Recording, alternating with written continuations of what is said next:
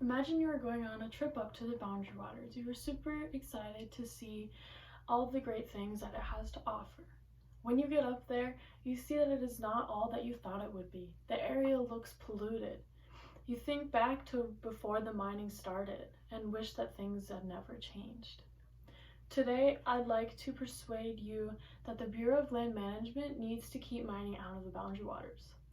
I have been kayaking, canoeing, and camping all my life, and I want to go into wildlife ecology and forestry.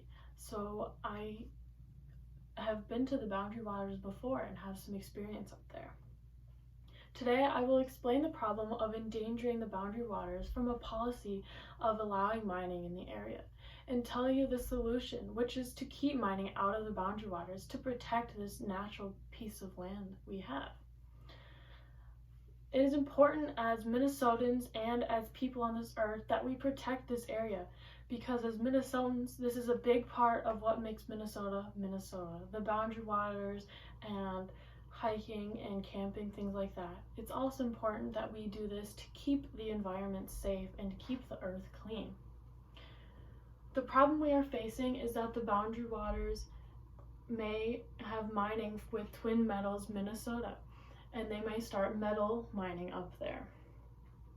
This can be very bad for the environment and can be very bad for plants, animals, and all parts of the ecosystem.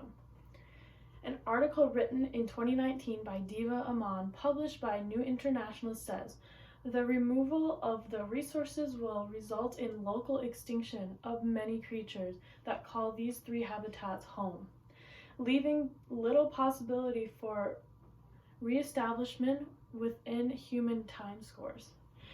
So if we allow things like mining to happen, we may lose some of the plants and animals that are there now if contamination gets out, if a spill happens, things like that. We can also look at another example of how this actually happened in the Gulf of Mexico, where they had that really big oil spill, and they're still having to clean up the effects from it, and it's been taking a while for them to have to clean up all the oil that has contaminated the ocean and the land around it as well. And the Boundary Waters is also a very natural place in the US. We need this area to stay natural, to keep it protected, so we have rules to do that. They're not exactly like we have to have this rule, but they're what people follow when they go up there. There's a rule called Leave No Trace, and it keeps the area clean. An article from New York State Conservationist written by McCreer Birmingham and Jane Rafaldi in 2020 says, "Leave no trace helps safeguard your own safety and enjoyment, and also helps ensure that our beloved natural places remain wild, protected, and untouched by our time in them. It's important that we use and follow these rules to keep, like they said, keep the Boundary Waters protected, to keep these areas clean. And if we allow mining, we are not keeping with these rules that we have made." Of course, there is the argument that mining will allow jobs for people and help the economy, but I think that we can protect the environment and still have jobs in the area.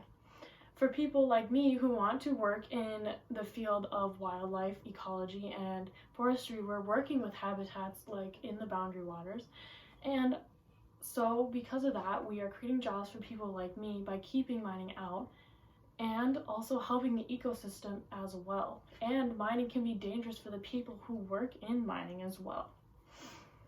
Now that we have talked about the problem that is facing the Boundary Waters of letting mining happen, let's talk about the solution we have to stop this from happening. The only solution that we have is to keep mining out of the Boundary Waters, to keep this land protected. It is beneficial that we do this, so then we can have a proactive way of protecting this area instead of having to deal with spills that may happen. As you can see in this visual aid here, this was a picture taken from the west side of America where they did a gold mine, and it actually contaminated the water and it got into the natural part of where they were doing this, and it contaminated the water and it could affect the area around it as well.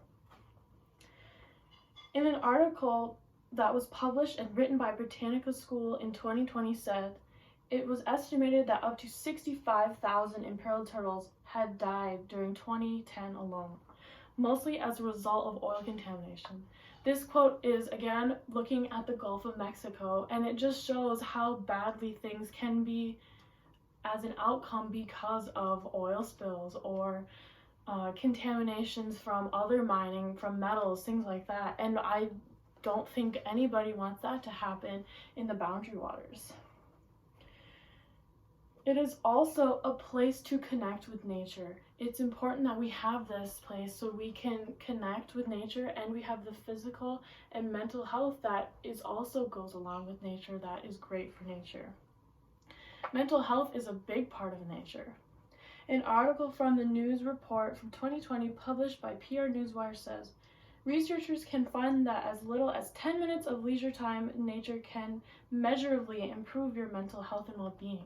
This is important because 10 minutes of being outside can improve your mental health and well-being, like this quote said. Imagine what a weekend at the Boundary Waters can do, what a week at the Boundary Waters could do.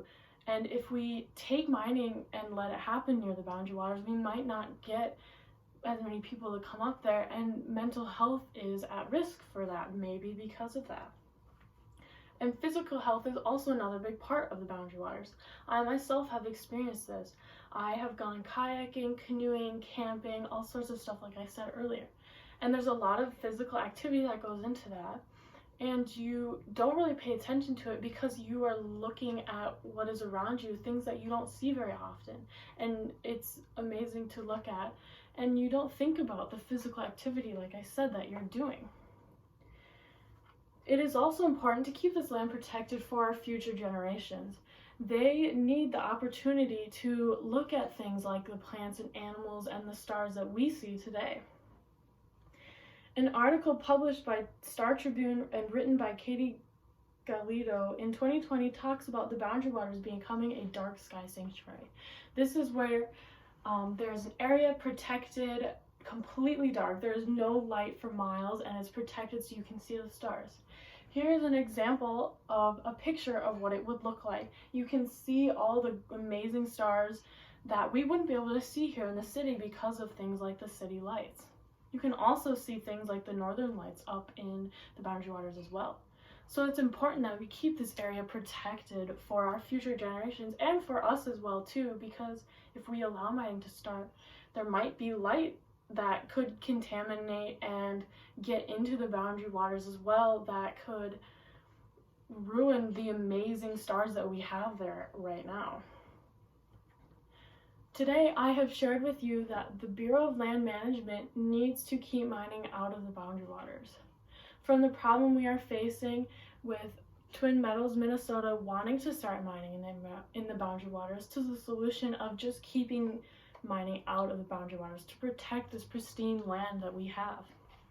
I hope this has shown you how important it is to keep the Boundary Waters protected because of how it is a national treasure for us here in Minnesota. No amount of money can make up for the experiences that we have and the memories that we have from the Boundary Waters.